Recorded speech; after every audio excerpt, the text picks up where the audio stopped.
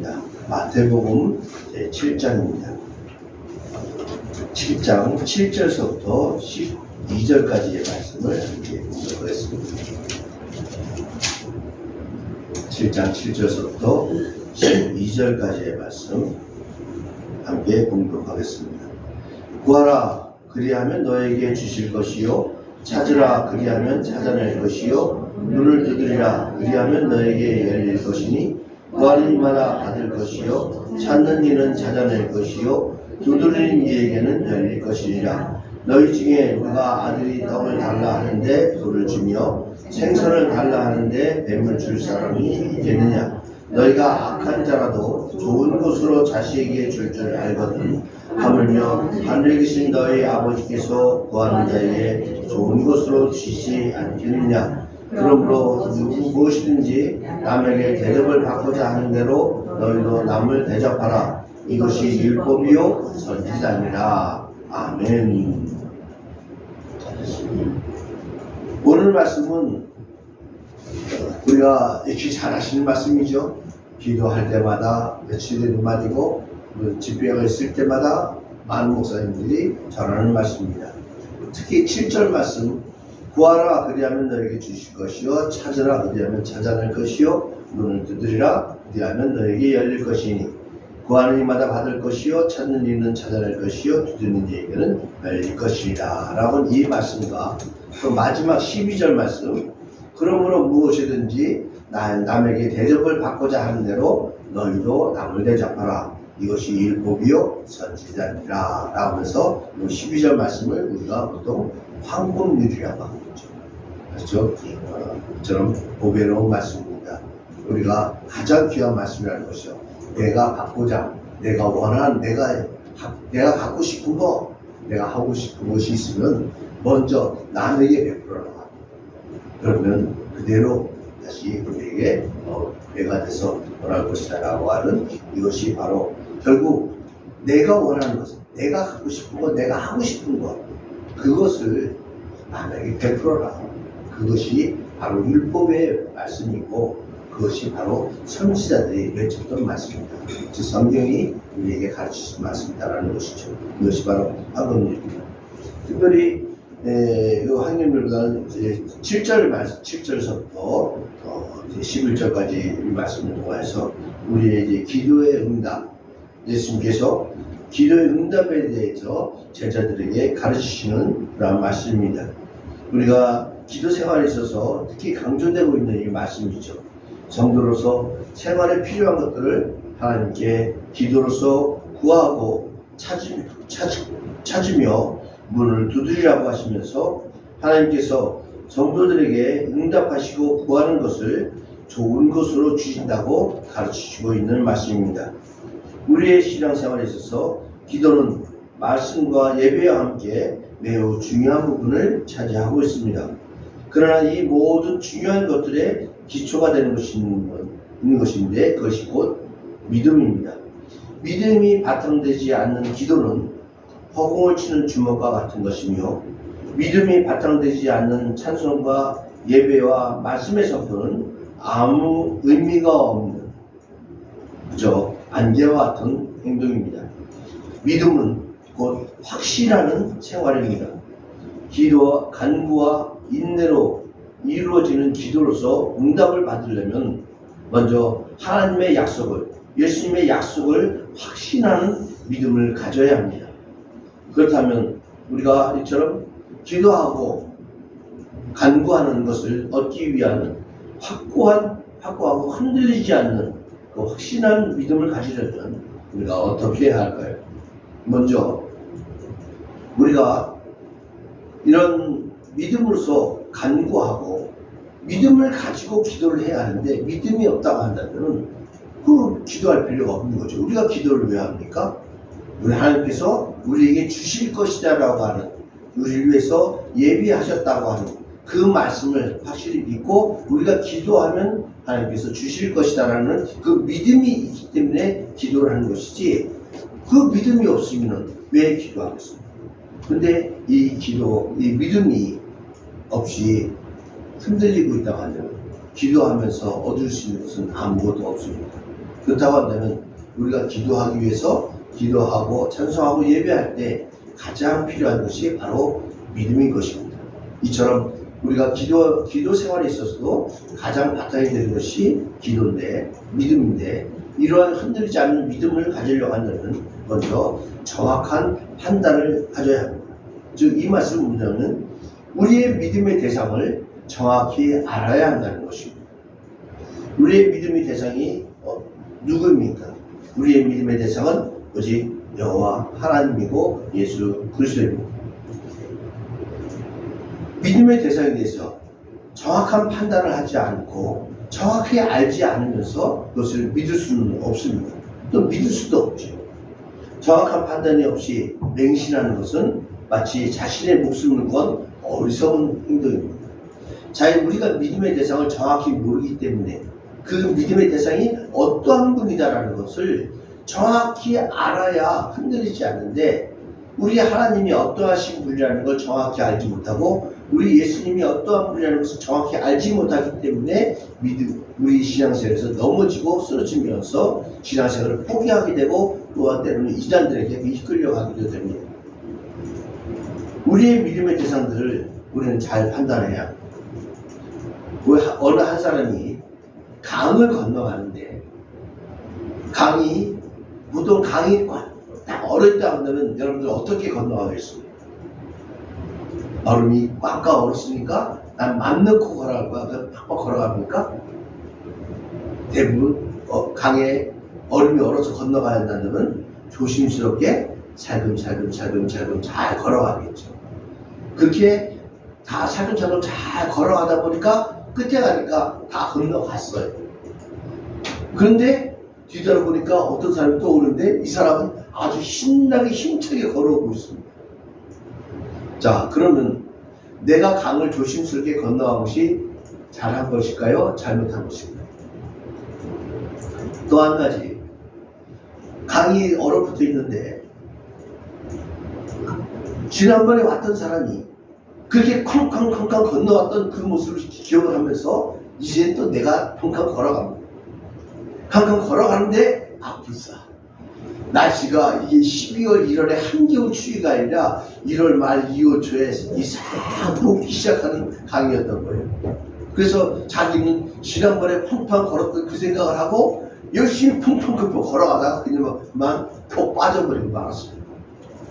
그런데 저 옆에서 누군가 다른 사람이 아주 사실 얼음을 잘 살펴가면서 조심해서 강을 건너가고 있습니다. 누가 잘못 걸었을까요? 첫 번째도 그렇고 두 번째도 그렇고 다 내가 잘못 걷는 것이죠. 얼음이 꽝꽝 얼어있다는 사실을 모르기 때문에 그것을 못 믿고 살금 얼음이 깨질까봐 조심해서 걸어갔던 것이고, 그 얼음이 또 살아오는 데서 조심스럽게 걸어야만 내가 걸을 수 있었는데, 건너갈 수 있었는데, 그것을 지난번에 걸어왔던 것처럼 그냥 쾅쾅 가면서 걷다가 결국 얼음이 깨져서 빠뜨렸습니다. 그것은 무엇입니까? 그 얼음이 어떠한 존재라는 것, 그 얼음이 어떠한 상태라는 것을 내가 생각을 못했기 때문인 것이죠. 바로 우리의 믿음이 그렇습니다. 우리의 하나님이 어떠하신 분이라는 것을 정확히 알아야 합니다. 정확히 알아야만 우리가 그 하나님에 대해서 믿음을 확실하게 가질 수 있죠. 이처럼 우리의 믿음의 대상이 어떠한 분이신가를 정확히 아는 것이 중요합니다. 그것을 모르기 때문에 내가 믿는 하나님에 대해서 내가 따르고 있는, 내가 주로 섬기고 있는 예수 그리스도를 제대로 알지 못하기 때문에 이단들이 와서 한마디로 훅 하면 이제까지 그 소리 한 번도 못 들어봤는데 그런 게 있었어? 야, 놀랍네, 새롭게 깨닫네 하면서 휙 끌려가 버리고 마는 겁니다. 아무쪼록 우리의 믿음의 대상이 하나님, 예수 그리스도라는 것, 또 그분이 어떠한 분이라는 것을 명확히 아시는 여러분이 되시기를 바랍니다. 그것에 대한 공부는, 그래서 우리가 성경 공부가 필요하고, 그래서 제자 훈련이라든가 양육이라든가 이런 훈련들이 필요한 것입니다. 아무쪼록 우리가 지금 올해까지는 그런 계획을 지금 못 잡고 있는데 내년서부터는 이제 성경 읽기, 그다음에 그런 성경 공부반, 그러니까 순수하게 성경만 알 수 있는 성경 공부반, 또 교리를 알 수 있는 교리반, 또 제자 훈련반 이렇게 해서 내년서부터는 그런 프로그램을 준비를 하려고 합니다. 아무쪼록 우리 성도님들이 우리 믿음의 대상을 정확히 알고 정확한 판단을 하고 신앙생활을 하시기를 바랍니다. 또 정확한 판단을 하기 위해서는 믿음의 방향을 올바로 잡아야 합니다.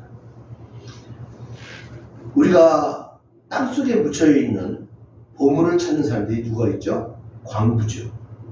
광부들이 금맥을 찾아서 금을 찾고, 은맥을 찾아서 은을 찾아가고, 또 철광을 찾는 사람은 철을 찾아서 나아가고, 석탄을 캐는 사람들은 석탄을 캐서 나아갑니다. 그 사람들이 타고 나갈 때, 그런 금을 찾고 은을 찾고 할 때 어떻게 가죠? 그 금맥을 찾아서 가잖아요. 어디 한 금맥이 딱 보이면 그 맥을 따라서 그게 있는 대로 계속 그 방향을 찾아 나가지, 여기 쭉 찾아가다가 금맥이 없는 엉뚱한 곳을 파고 있지 않습니다. 엉뚱한 것을 판다면은 아무리 파도 금은 나오지 않습니다. 그 금맥을 잘 따라 나갈 때 금을 올바로 캐낼 수 있는 것이죠. 또 만약에 지금 여러분들의 집 마당에 어떤 보물이 옛날에 이주시대 때 분명히 여러분들 집 마당에 보물이 숨겨져 있습니다 라고 한다면 여러분들은 땅을 파겠죠. 안 파겠습니까? 파겠죠. 파는데 어디를 파야 할지 모르잖아요. 그런데 만약에 금속 탐지기 가지고 쫙 해봤더니 어느 한 곳에서 쫙 잡혀요. 그러면 어디를 파겠습니까? 금속 탐지기가 잡히신 그곳을 팔 거 아니에요. 금속 탐지기가 울리지 않은 다른 곳을 팔 이유는 없잖아요. 그런데 우리 신앙생활을 하면서 그런 사람들이 의외로 많아요. 내가 믿음의 대상이 누구이고 내가 그 믿음의 대상에게 초점을 맞춰서 오직 하나님만 바라고 예수 그리스도만 바라보면서 우리 신앙의 경주를 달려나가야 하는데, 간혹 많은 성도들이 전혀 다른 길로 방향을 잡아서 갈 때가 많죠. 하나님께서 내게 원하는 것이 무엇인가, 예수님께서 나에게 하신 말씀이 무엇인가를 깨달으면서 나의 삶을 거기에 맞춰 나가야 되는데, 마치 금맥을 따라서 우리가 가듯이 하나님의 말씀을, 하나님의 뜻을 따라서 그 길을 나가야 하는데, 그것이 아니라 내가 원하는 것이 이것이니까 하나님께서 이것을 들어주옵소서 하면서 엉뚱한 길로 우리를 화나간다는, 아무리 찾아가도 그 금은 얻을 수 없습니다.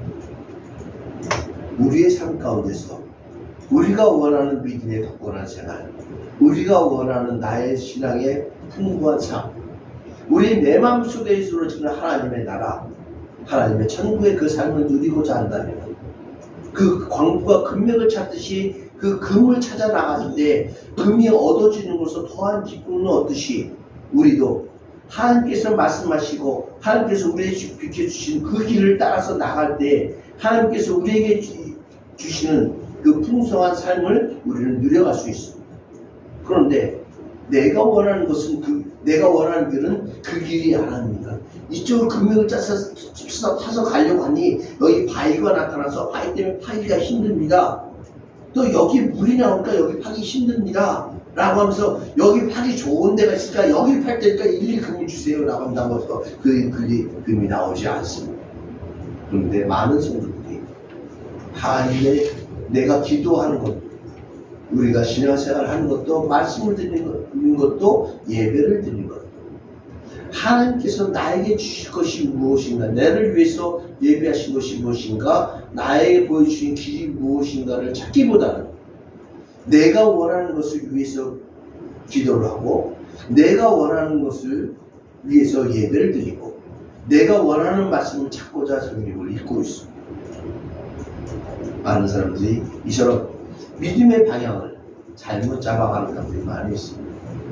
우리의 신앙생활은 정확한 판단을 해서 우리의 믿음의 대상이 무엇인지, 우리 믿음의 대상이 바로 하나님이요 예수 그리스도시고 우리 믿음의 방향이 바로 하나님께로 예수 그리스도께로 초점이 맞춰서 달려나가는 우리 성도님 되시기를 주님의 이름으로 축복합니다. 또한 그렇게 함에서 우리가 확실한 믿음을 가지려면 우리가 정확한 판단을 하고 우리의 대상이 누군가를 알고 우리의 방향이 어딘가를 알았다고 한다면 그것에 대해서 조금 더 의심하지 말라고 예수님은 우리에게 말씀을 하고 있습니다. 의심을 하지 않으려면 우리는 어떻게 해야 합니까? 의심을 한다는 것은 그 말씀대로 따르지 않는다는 것. 의심이라는 것은 그저 내가 이걸까 저걸까 라고 생각하는 것이 아니라 그 말씀을 따르지 않는다는 것이죠.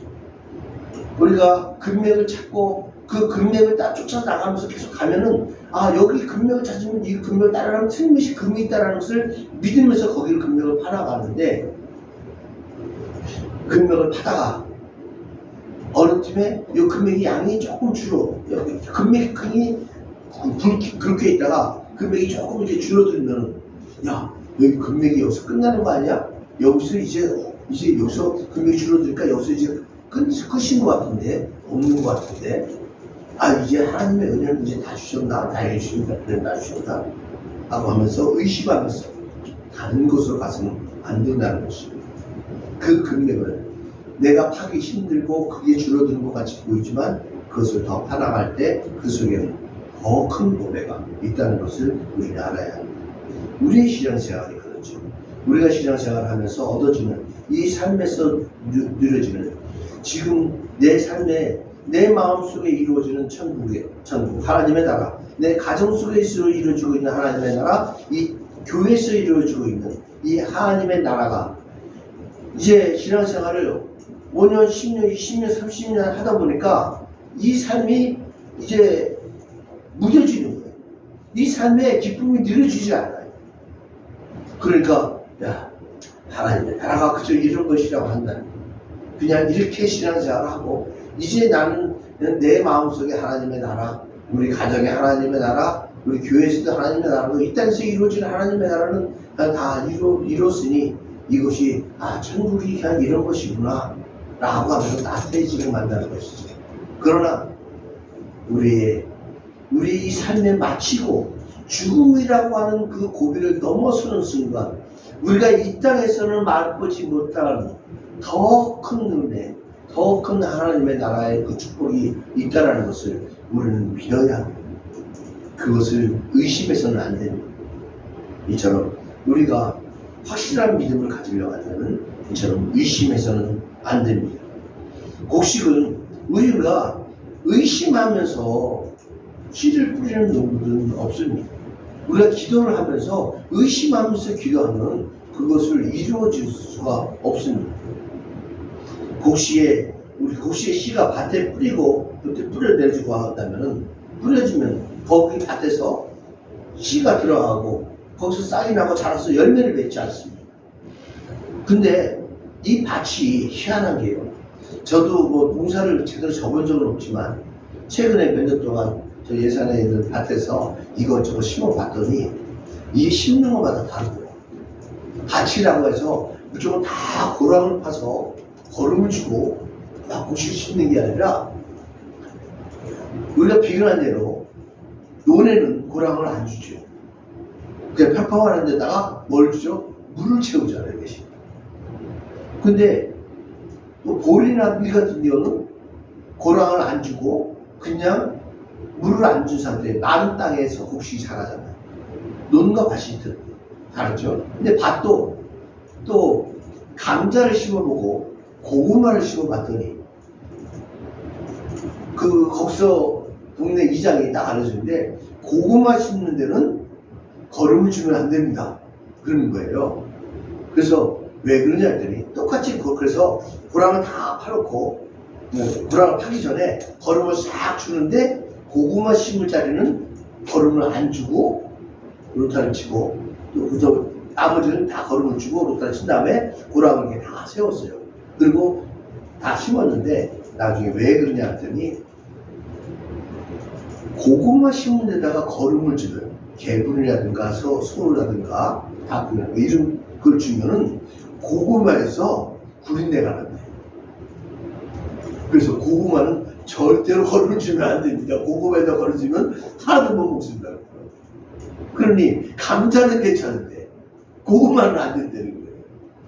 이처럼 우리가 말씀을 읽어도 정확하게 말씀을 읽어야죠. 말씀을 그냥 똑같이 우리가 물론 성경 66권이 다 하나님의 말씀이죠. 근데 이 말씀도 창세기, 출애굽기, 레위기, 민수기, 신명기가 다르고, 그 다음에 역사서가 다르고, 그 다음에 선지서가 다르고, 그 다음에 우리 사복음서가 다르고, 바울서신이 다르고, 계시록이 다르죠. 이처럼 성경이 66권으로 되어 있지만 각각 우리에게 주는 영향이 다릅니다. 또 그 말씀 같아. 그 말씀을 우리 마음에 받을 때 우리가 그 말씀을 제대로 받아야죠. 근데 그것을 그냥 안이하게 이 말씀이 뭐 똑같이 그 말씀이나 저 말씀이나 똑같은 것이 하면서 받아들여가지고는 아무런 쌓이 났지 않는 것이죠. 마찬가지로 우리가 기도할 때에도 반드시 하나님께서 이 말씀이 내게 왜 주시는가를 받아서 그 말씀을 내 마음속에서 잘 담아서 쌀이 터서 나와야 믿음의 밭이 있어야 하나님의 말씀의 씨가 들어왔을 때 그것이 뻗어나가요. 근데 이 밭이 논에다가 물이 첨벙첨벙하다가 볼을 짚고 밀 심으면 납니까? 가능하지. 별을 갖다가 어떤 사람도 그런 사람들 별을 마른 땅에다가 심어서 키운 사람들이 있긴 있더라고요. 한두 그룹이. 그러나 그렇게 잘하지 않지. 또 아까도 말씀드렸처럼 고구마 밭에다가 거름을 주면 안 되는 것처럼 우리의 마음의 밭이 하나님의 말씀을 받을 때 그처럼 좋은 밭으로 그 말씀을 받아들일 수 있는 밭으로 우리의 밭이 잘 가꾸어져야만 우리가 그 말씀을 얻을 수 있습니다. 그런데 이 마음의 밭이 제대로 가꾸어지지 않아 있습니다. 그게 그 곡식에 맞지 않게 다시 가꾸어져 있다고 한다면 그 열매를 맺을 수 없는 것처럼 우리가 하나님의 말씀을 받을 때에도 우리의 마음의 밭이 그 말씀에 잘 맞게끔 가꾸어져 있어야 그 말씀이 우리의 것으로 될 수 있습니다. 창세기를 읽으면서 머릿속에 있는 바울 서신을 생각을 하면서 창세기를 읽으면 물론 하나님의 말씀이 연결이 되고 매치가 돼요. 뭐 연결이 안 된다는 건 아니지만 그러나 성실이 분산이 되면 산만해지면 그것이 이루어지기가 힘듭니다. 창세기 읽을 땐 창세기에 집중해서 읽어야 나중에 창세기 내용을 완벽하게 파악을 해야 나중에 가서 히브리서가 특히 히브리서의 11장 같으면 그 창세기에 나오는 그 조상들의 얘기를 쫙 나오지 않습니까? 그것을 이해를 할 수가 있지. 창세기를 읽으면서 다른 말씀을 생각하면서 읽다가는 연결이 안 되죠. 이처럼 우리의 마음속에 하나님의 말씀을 잘 받아들일 수 있는 그런 믿음이 확고하게 있기를 바랍니다. 결코 의심하고 말씀의 기초가 되지 않고는 우리의 믿음이 온전해질 수가 없습니다. 또 우리가 의심하지 않으려면 세상 것을 바라보지 말아야 합니다. 즉 뭐냐면 우리가 이 믿음의 생활을 하면서 우리의 믿음의 생활을 세상의 삶과 비교해서는 안 된다는 것입니다. 때로는 우리의 삶이 세상 사람들의 삶과 비교했을 때 우리의 삶이 참 비천하고 허접한 것처럼 느껴질 수도 있습니다. 많은 사람들이 오늘 날씨가 참 좋죠. 많은 사람들이 비싼 사람들이 다니면서 하는 말이 야 정말 놀러가기 정말 좋은 날씨야 라고 합니다. 그리고 가서 그 여행지에 가서 정말 온 가족이 재미있게 신나게 즐기고 들어옵니다. 그런가 하면 우리의 믿음의 식구들은 교회에 나와서 예배드리고 교회에서 그리고 저녁 때 가서 가보면 야 남들은 여기 다 놀러 갔다 오는데 우리는 아무것도 안 하고 있어 하면서 비교가 될 수 있습니다. 그러나 그것이 그렇게 세상 것을 바라보면서 세상 것을 부러워하는 마음이 있다 보면 우리의 마음, 우리의 믿음은 흔들리고 의심 속에 빠질 수밖에 없습니다. 결코 우리의 믿음의 생활을 세상의 생활과 비교해서는 안 됩니다. 우리의 믿음이 흔들리지 않아야 합니다. 세상 것으로 우리의 눈이 돌아가고 세상의 말에 우리의 현혹이 되기 시작하면 걷잡을 없이 그쪽으로 빨려 들어갑니다. 많은 사람들이 귀를 가볍게 열어서 세상 사람들의 말에 빠져들어가는 경우가 참 많죠. 우리 내가 몇십 년 동안 신앙생활을 이렇게 해왔으니까 누가 이렇게 하자는데 내 친구가 이렇게 정말 친한 친구가 이렇게 하는데 내가 신앙생활을 하는 줄 뻔히 아는 친구인데도 불구하고 그 친구가 야 주일날 나와갖고 한 번만 이제 어디 가자 라고 부탁하면 그래 오래된 친구니까 이건 내가 몇십 년 동안 신앙생활인데 이거 한 번 빠졌다 그래서 내가 신앙생활 흔들리는 것도 아니고 라고 하면서 한 번 빠져들기 시작합니다. 두 번, 세 번, 네 번 계속해서 이어져 가게 됩니다. 우리 그런 경우가 있죠. 신앙생활 하면서 특히 직장인들이 회식 자리에 가서 진짜 사가면 야 술 한잔 마셔요. 저는 교회 가서 안 마신다. 야 나도 집사야. 나도 집사인데 마신대. 너 뭐야? 저는 집사 아니에요. 이게 병신들. 나도 집사인데 뭐 집사면서 마신대. 그건 지금 마신다 해서 신앙생활이 안 되는 거야? 그러다 보면 어쩔 수 없이 한 잔 받아서 마시면 그 다음서부터는 그 사람은 술 마시는 사람이에요. 회식 자리에 갈 때마다 술 마시게 돼 있어요. 또 노래방 가서 막 노래하면서 막 세상 노래 불러가면서 춤춰가면서 한다. 처음에는 어쩔 수 없이 끌려가가지고 탁 앉아있지만 야 너 그러지 말고 나와봐. 서 있어봐. 서 있다 보면 저절로 몸이 흔들려져. 서서 그 다음에 멀리 서 있다가 슬슬 몸이 흔들리기 시작하면 그 다음서부터는 여지없이 2차, 3차로 노래가 끌려다니게 돼요. 이것이 바로 세상의 삶입니다.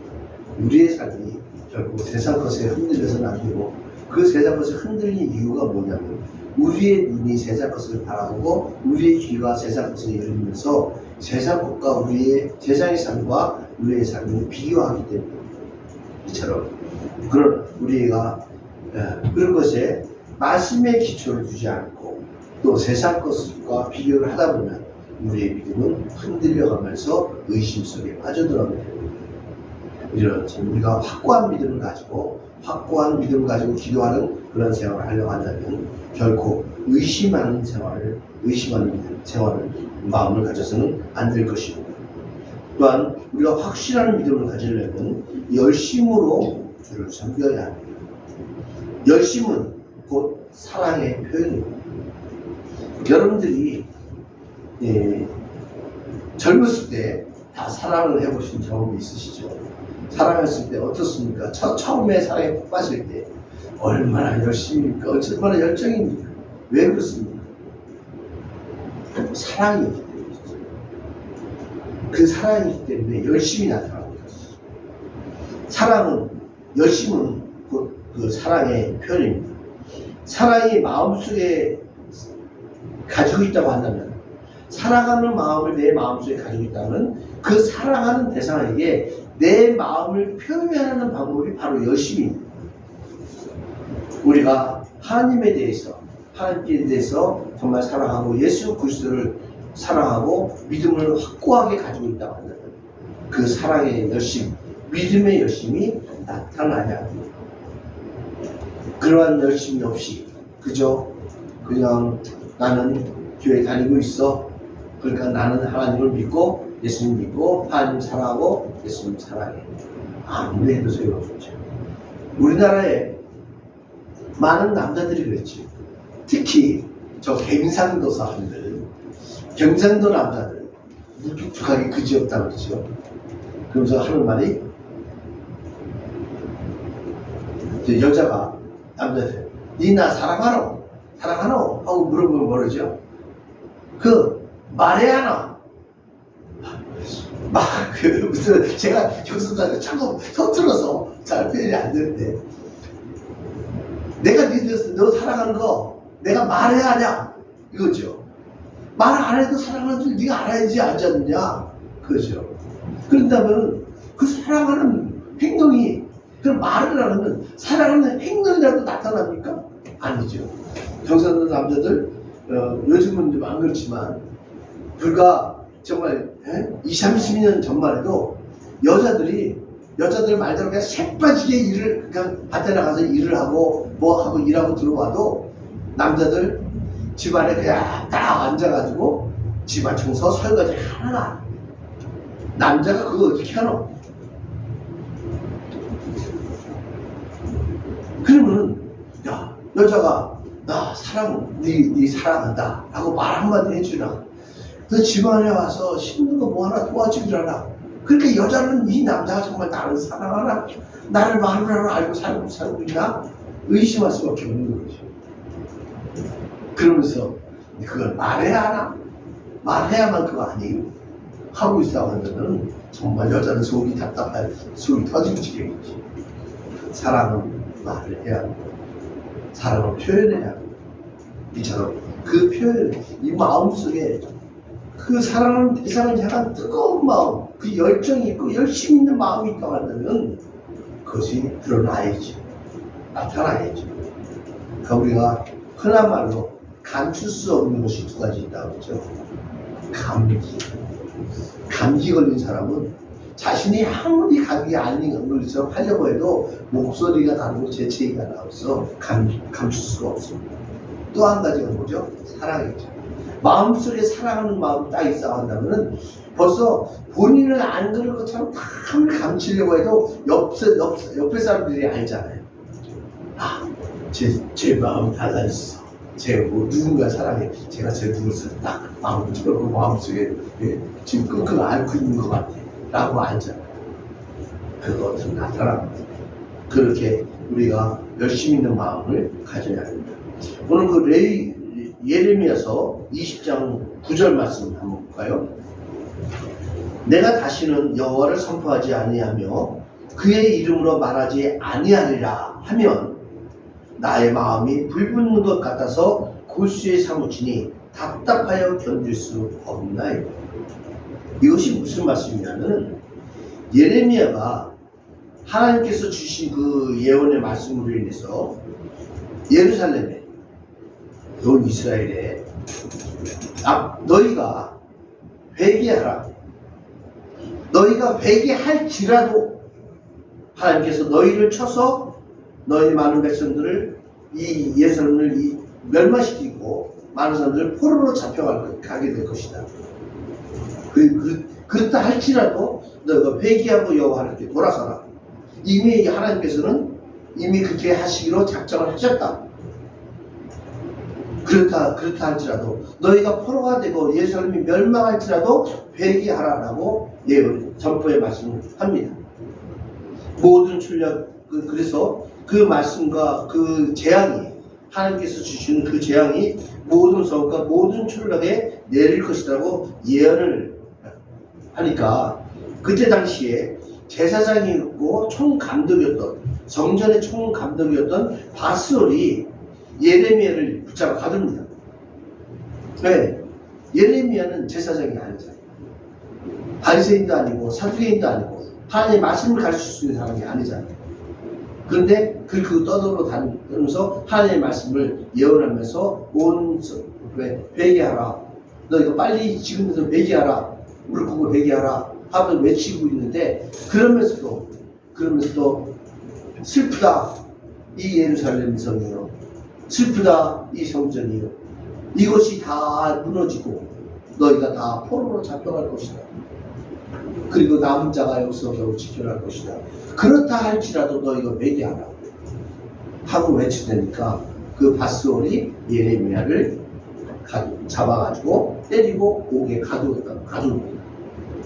말씀을 선포하지 못하게 하면서 가뒀다가 그리고 그 이튿날 예레미야를 풀어줍니다. 풀어줄 때 예레미야가 나와서 하나님께 기도하는 일이 이것입니다. 내가 다시는 여호와를 선포하지 아니하며 그의 이름으로 말하지 아니하리라. 즉 밧솔의 말대로 내가 그렇게 하면 내 마음이 불붙는 것 같아서 골수에 사무치니 답답하게 견딜 수 없다. 즉 하나님에 대한 그 열정, 그 열심이 밧솔이 나를 때리고 옥에 가두고 어떠한 일이 있다 할지라도 나를 말릴 수 없다는 것이죠. 이러한 열심, 그런 것이 우리 성도들에게 있어야 할 것입니다. 또한 열심을 하려면, 열심을 구조하려면 확고한 소망을 가져야 합니다. 열심은 확신이 있는 그 소망의 표현입니다. 즉 열심은 사랑의 표현이기도 하지만 소망의 표현입니다. 소망이 있기에 그 열심을 낼 수 있는 것이죠. 내가 사랑하는 사람과 열심히 사랑을 하고 그 사람을 섬기고 그 사람을 열심히 그 사람과 함께 시간을 지내고 하는 이유가 뭡니까? 그 사람과 결혼하겠다고 하는 소망이 있기 때문에 하는 거 아닙니까? 그 사람과 결혼하지 않고 그 사람과 헤어질 것이고 그 사람까지 안 보게 될 것이고 오늘 만나서 내일 안 볼 것이라고 한다면 그렇게 열심히 사랑하겠습니까? 왜냐하면 그 사랑하는 연인들에게는 우리가 함께 살아갈 결혼을 해서 함께 가정을 꾸리겠다고 하는 그 확신이 있기 때문에 열심히 살아가는 것이죠. 마찬가지로 우리 신앙자의 생활도 마찬가지입니다. 지금 우리에게 가지고 있는 하나님의 나라도 있지만 영원한 천국, 그 소망이 있기에 우리는 열심을 가지고 신앙생활을 해야 합니다. 이처럼 오늘 말씀은 저희가 기도를 주제하고 있습니다. 그러나 그 기도를 함으로써 하나님께 간구하면서 얻는 것인데 그 간구하는 그 기도 속에는 반드시 확실한 믿음이 바탕이 되어야 한다는 것입니다.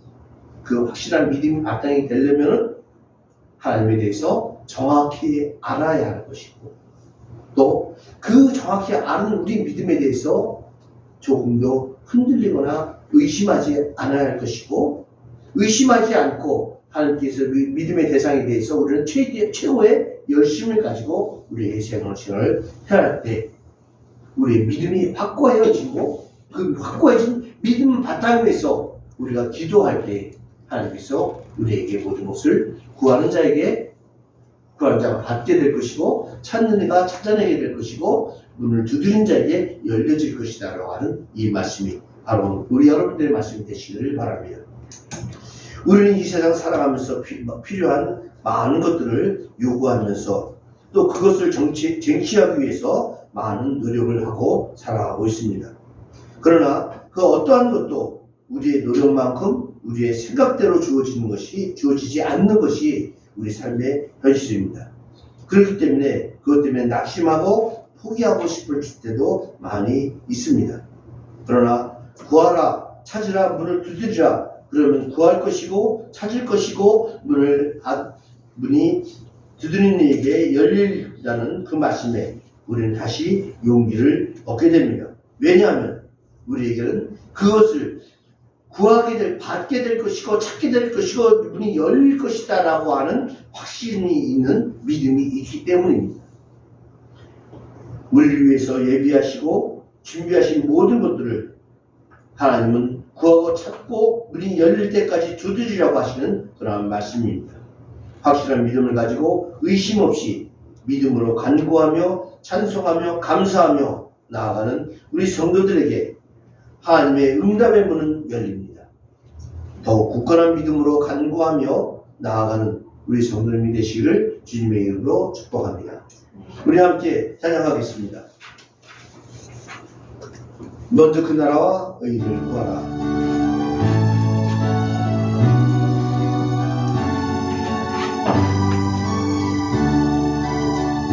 조금 올려주세요.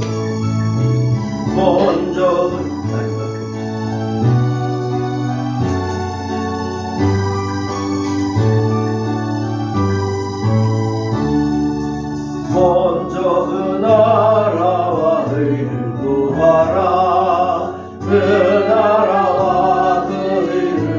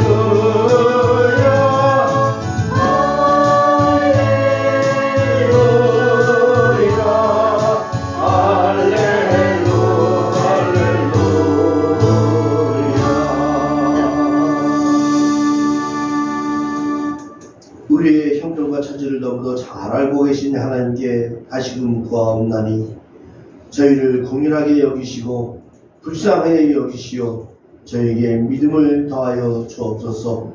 주님께서는 저에게 구하라 그리하면 받을 것이요 찾으라 찾는 이가 찾을 것이요 문을 두드리라 두드리는 자에게 열릴 것이라고 말씀하였음에도 저희의 믿음이 부족하여 구하지 못하였고 찾지 아니하였고 문을 두드리지 못하였습니다.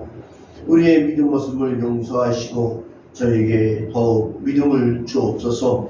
오직 여호와 하나님만 바라고 주님의 말씀을 붙잡고 이제는 구하고 찾으며 문을 두드리는 저희가 되게 하옵소서. 우리의 섬길 대상이 여호와 하나님뿐이며 우리의 믿음의 주가 오직 예수 그리스도임을 확실히 깨닫고 믿음이 없어 흔들리지 않고 오직 기도와 간구함으로 주께 나아가는 저희가 되게 하옵소서. 주님께서 예비하신 영적 풍요한 삶과 물질의 공급하심을 받으며 찾고 문을 열어 주님의 주시는 크신 은혜를 마음껏 누리는 풍성한 은혜의 삶을 살아가게 하옵소서. 이 예배를 통하여 드리는 저희의 예물을 받아주시고 저희의 삶의 주인이 되시고 우리의 가정의 주인이 되셔서 더욱 주님과 함께하는 은혜가 있게 하옵소서.